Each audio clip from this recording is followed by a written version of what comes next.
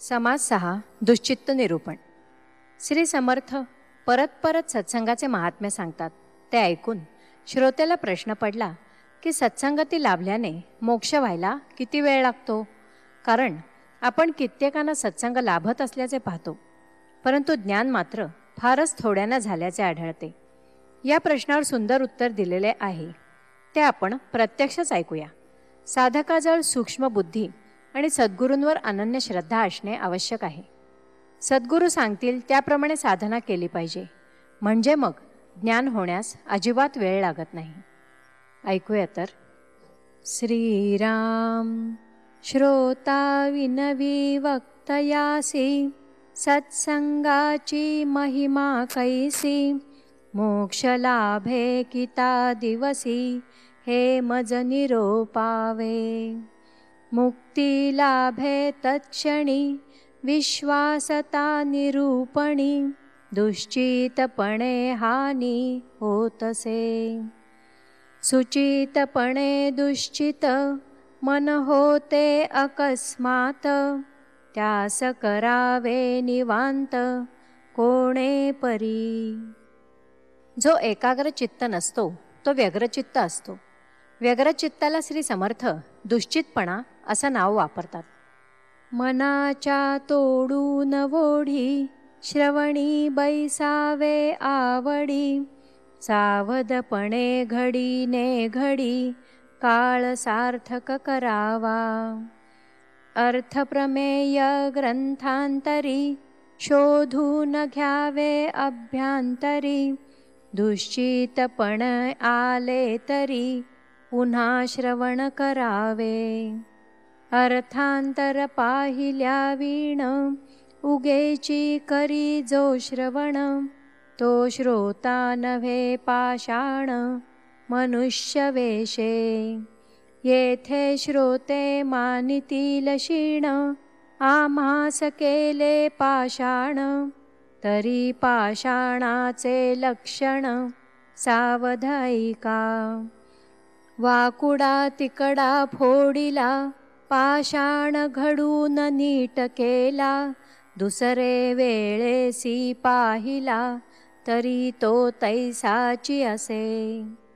टाकीने खपली फोडली, ते मागुती नाही जडली. मनुष्याची कुबुद्धी झाडिली, तरी ते पुन्हा लागे. सांगता अवगुण गेला, पुन्हा मागुता जडला. या कारणे महाभला, पाषाण गोटा. ज्याचा अवगुण झडेना, तो पाषाणाहून ऊणा. पाषाण आगळा जाणा, कोटी गुणे. माणिक मोती प्रवाळ, पाची वैडूर्य वज्र नीळ. गोमेद मणी परिस केवळ, पाषाण बोलिजे. याही वेगळे पाषाण भले, नाना तीर्थी जे लागले. वापी कूपसेखी झाले, हरिहर मूर्ती. तरी तो ऐसा नव्हे पाषाण, जो अपवित्र निष्कारण. तया सारिखा देह जाण, दुश्चित अभक्तांचा. आता असो हे बोलणे, घात होतो दुश्चितपणे.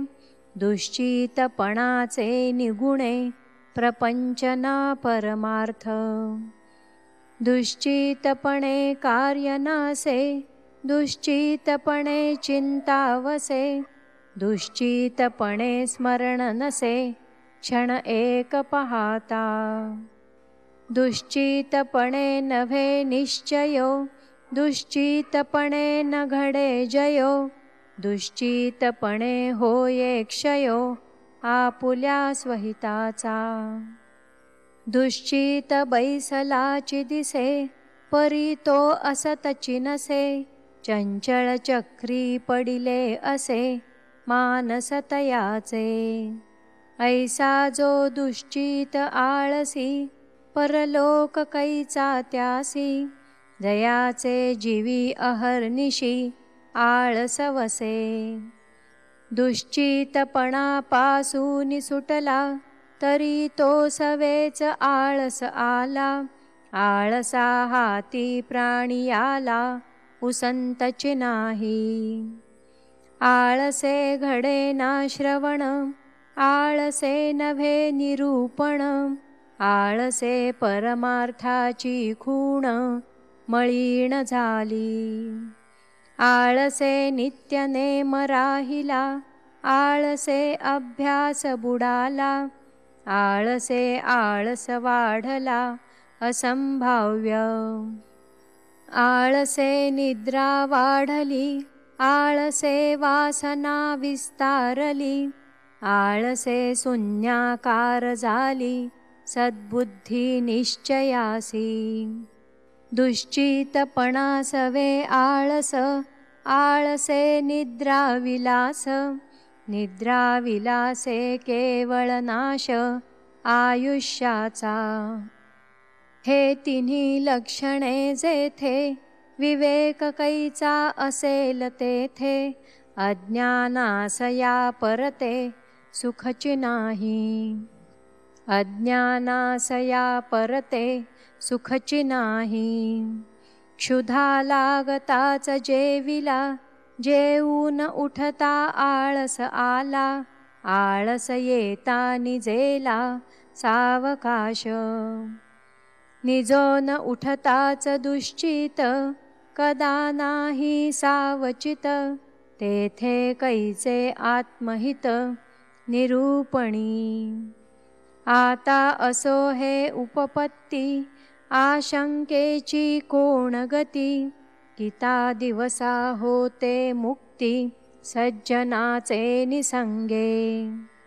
ऐकायाचे प्रत्योत्तर, कथेसी भावे निरोत्तर. संत संगाचा विचार ऐसा असे. लोहो परिसेसी लागला, थेंबुटा सागरी मिळाला. गंगे सरिते संगम झाला तत्क्षणी. सावध साक्षपी आणि दक्ष, तयास तत्काळची मोक्ष.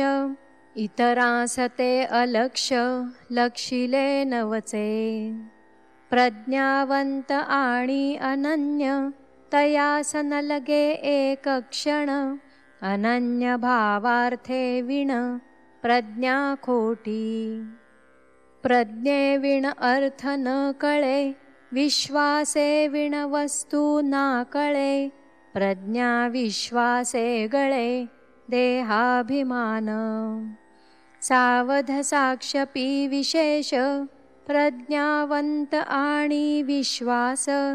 तयास साधनी सायास, करणेची न लगे. परी ते साधन मोडू नये, निरूपणाचा उपाये. निरूपणे लागे सोय सर्वत्रासी. आता मोक्ष आहे कैसा, कैसी स्वरूपाची दशा. त्याचे प्राप्तीचा भरवसा, सत्संगे केवी. ऐसे निरूपण प्रांजळ, पुढे बोलिले असे सकळ. श्रोती होऊन या निश्चळ, अवधान द्यावे. अवगुण त्यागावया कारणे, न्याय निष्ठुर लागे बोलणे. श्रोती कोपन धरणे, ऐसिया वचनाचा. इति श्रीदासबोधे गुरुशिष्य संवादे दुश्चित निरूपण नाम समासावा. श्रीराम.